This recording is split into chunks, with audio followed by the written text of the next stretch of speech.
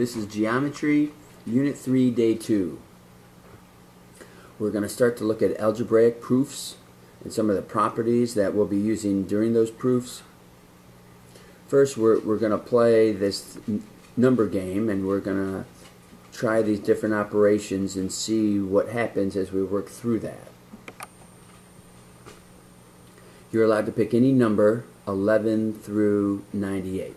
So I'm going to pick the number 23. And then it asks you to double 23. So you take 23 and you times it by 2 to get 46. Then you add 4 to your number. 46 plus 4 will get 50. Multiply your number by 5. 50 times 5, 250. Add 12 to your number.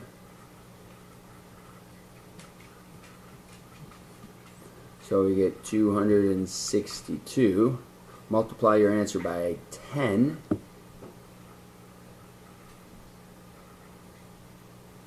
(260 times 10 would be 2,620. Subtract 320. So now we're going to take 2,620 times, oops, not times, sorry. They said subtract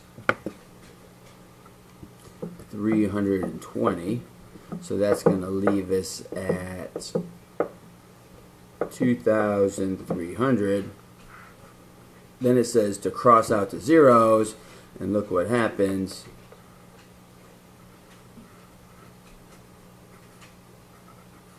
We get exactly what we started with. So, looking at order of operations, how could this come about? Is it really special to go in that exact order? Could you have done it any other way? If we look at the way mathematics is set up, we're going from 11 up to 98. X is going to be the number that you pick. Then we're supposed to double that number. Then we're supposed to add 4 to that total value. Then to multiply that whole value by 5, we put it in parentheses. So 5 times that quantity. Add 12 to that whole value. We'd put that on the outside. If we're going to multiply that whole group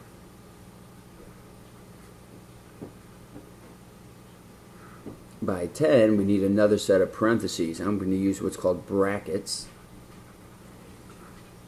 So now it's 10 times that amount. Then we'd be subtracting that amount, or subtracting 320 from that amount. So if we start to look at how this would be, order of operations tells us that we should work from the inside out, multiply through, so we have 10.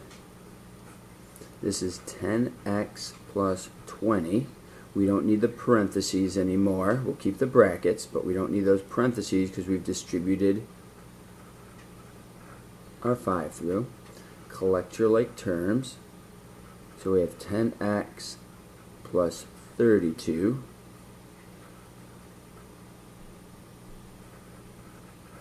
Multiply your 10 through, and you start to see what's happening. The positive 320 and the negative 320 are going to cross off, and you get 100x. And then by crossing off the zeros, or you could call it divide by 100, you would end with x. So if you would come through and add a different amount or multiply by a different amount, you would then most likely just subtract a different amount, and that would still help you stay 100 times bigger. Here you have a 2, you've times your number by 2, you've times your number by 5, that's a total of 10 times bigger.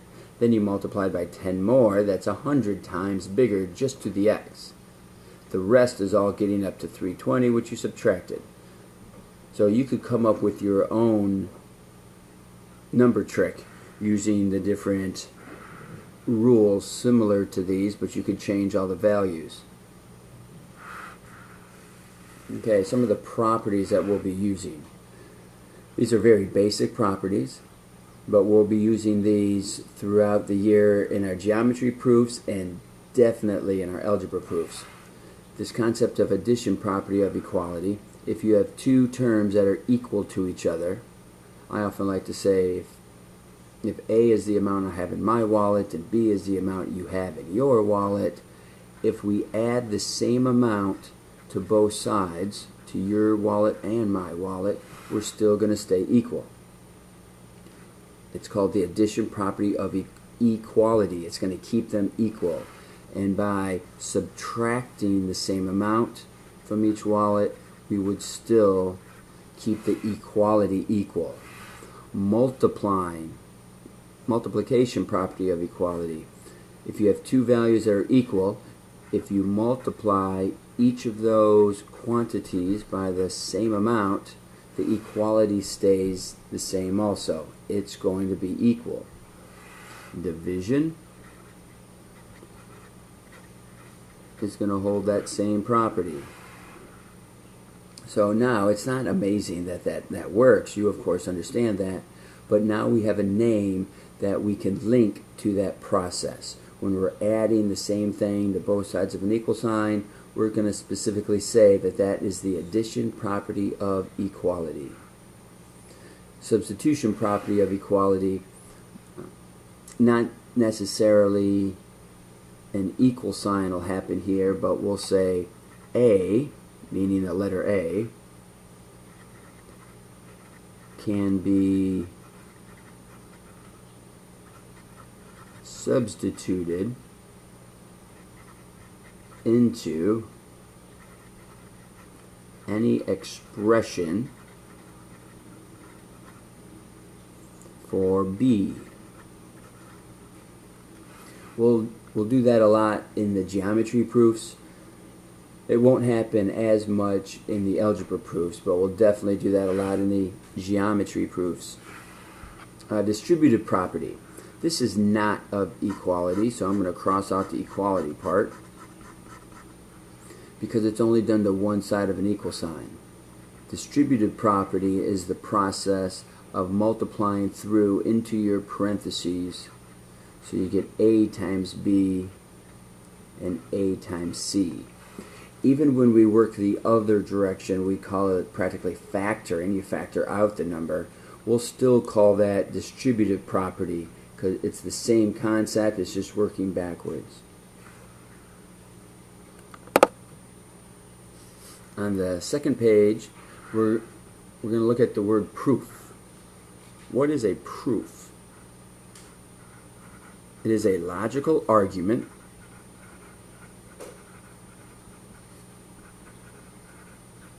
that shows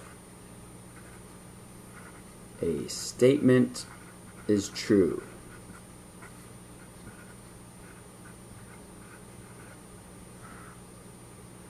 There are many different ways we can do a proof. Some of the ways our book will talk about it is with a paragraph proof or a flow proof. We're going to do a two-column proof. And a two-column proof has numbered statements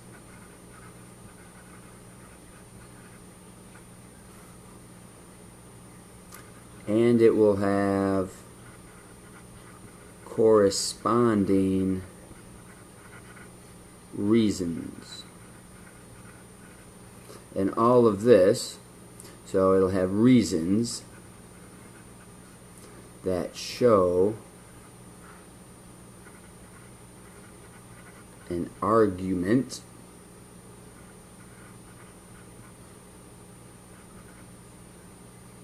in logical order. So let's try a two-column proof. Exactly what it says. It's going to have two columns. We'll have statement on one side. We'll have reason on the other. each of our statements are numbered, so we'll put the number 1. Up here in what we're going to call the given, they give us this, so it's 2x plus 3 equals 9 minus x. Our reason corresponds with that statement. And it sounds pretty silly, but it's just going to be the word given. Where did that come from? It came from the given information. You had to start somewhere. Our second statement. Now we start to solve this algebraically. What would you do? You sometimes have more than one option. I'm going to suggest to move the 3 across. So if this is positive 3, we're going to have to subtract it. So we say 2x. When we subtract the 3 from the 9, we get 6. What allows us to have that argument? What was the process from 1 down to 2? Well, it was the subtraction property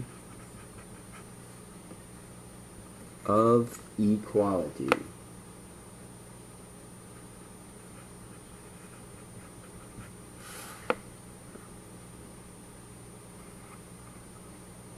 Number 3.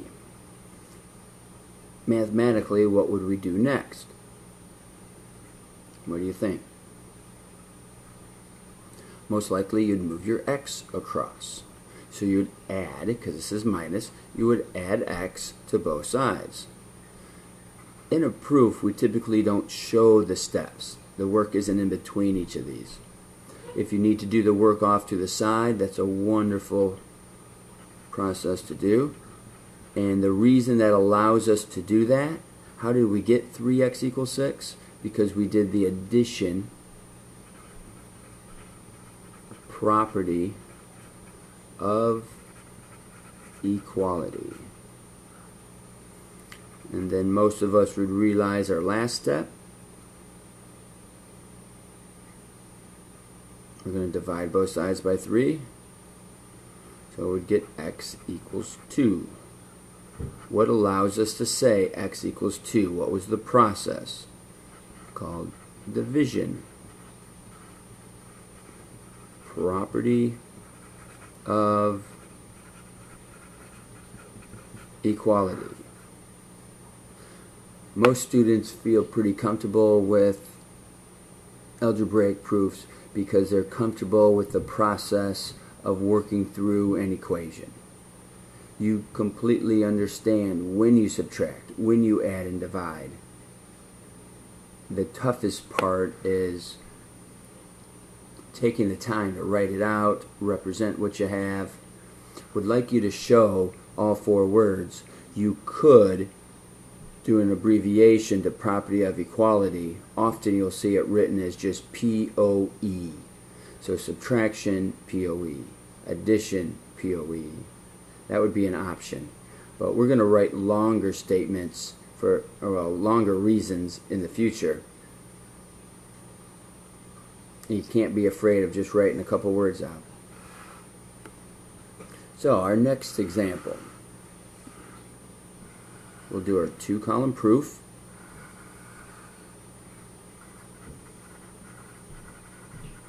We have statement. We have reason. We take our statement from above, and our first reason typically will always be the word given. So on a test or a quiz, you're always going to get a point because everyone's going to fill in that as given. Now we have some different options here. Some people recognize multiplying through with the distributive property. Some people notice that we might add. I'm going to suggest that we add across the 2. We bring that to the other side.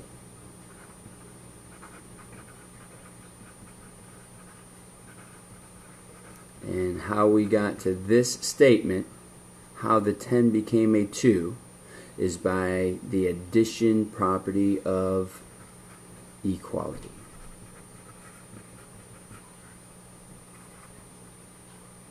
Now, we could possibly divide by 3. These are divisible by 3 evenly, and that would completely work out.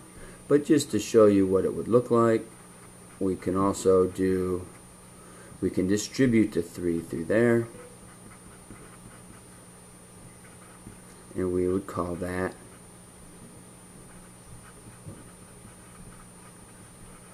the distributive property.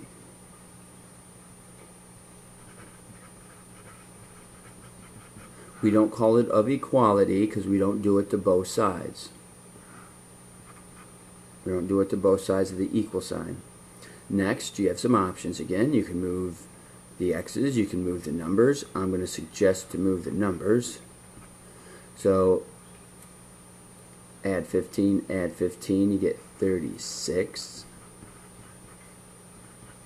So again, it's the addition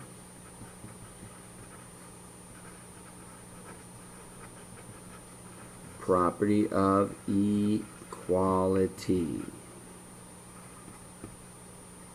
Number 5, we'll subtract the 12 because we want to be on the opposite side of the 36. We want the x's by themselves. So that's going to give us negative 9. So that was subtraction property of equality. And then finally, what's our last step going to be?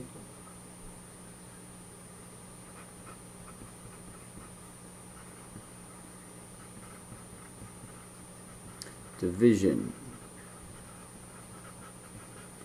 property of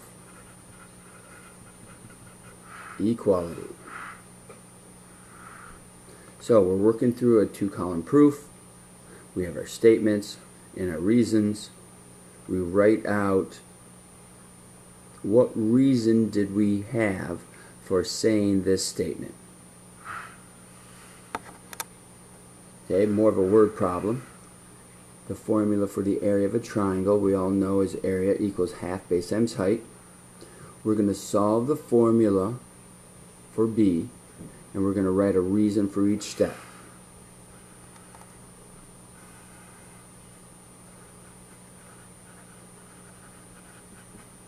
So if we have statement and reason, we're going to start out with area equals base times height, which is our given.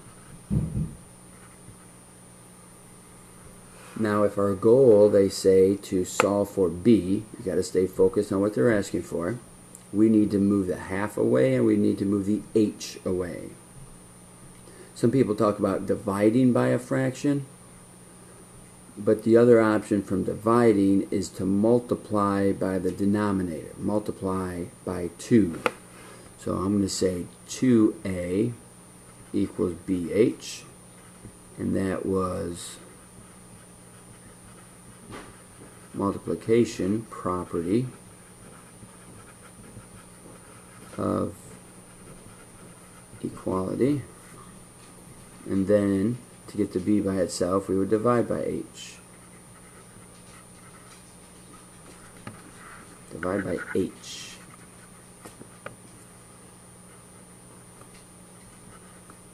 So number 3 is division.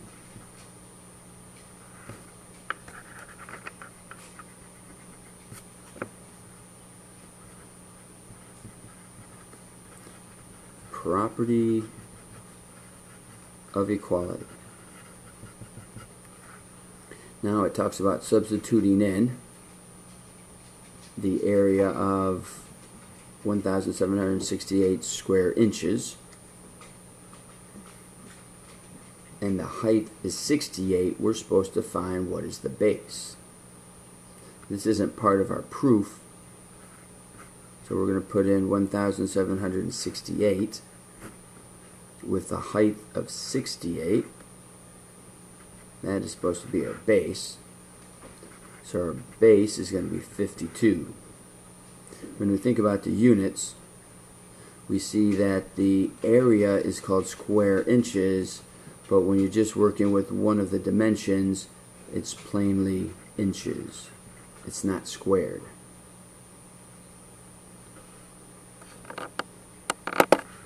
Our final page, we're looking at some properties here, and some of these properties we'll use regularly in our geometry proofs.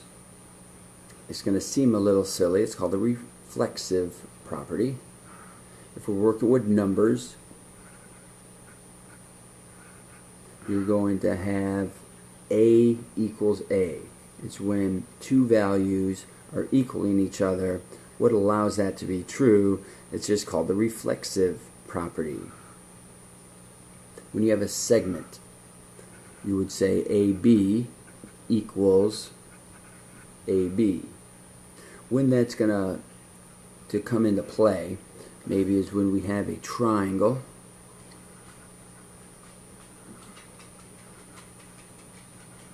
with AB and another triangle. Both triangles have this segment AB. So this side length that is in the triangle on the left is also the same length as the triangle on the right. They're both AB, so in both triangles, those two segments are equal to each other.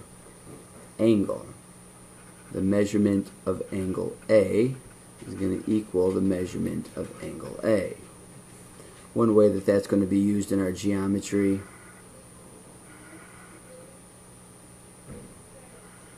is that if you have angle A in a big triangle and angle A in a much smaller triangle, it still has that same angle A. So angle A of the small triangle is going to be the same as angle A of the big triangle. Transitive property of equality. Again, you can do it with real numbers. If you have your three numbers, A, B, and C, if A equals B and B equals C, then what could we say in regards to those letters? What's our next step? If A equals B and B equals C, then A equals C. We can do the same thing for segments.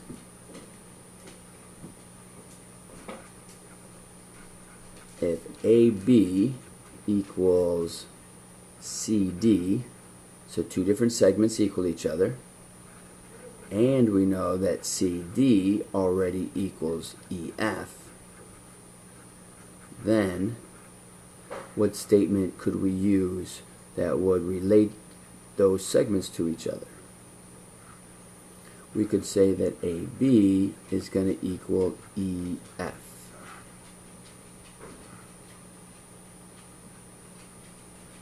It doesn't seem like rocket science, but it will be used quite a bit.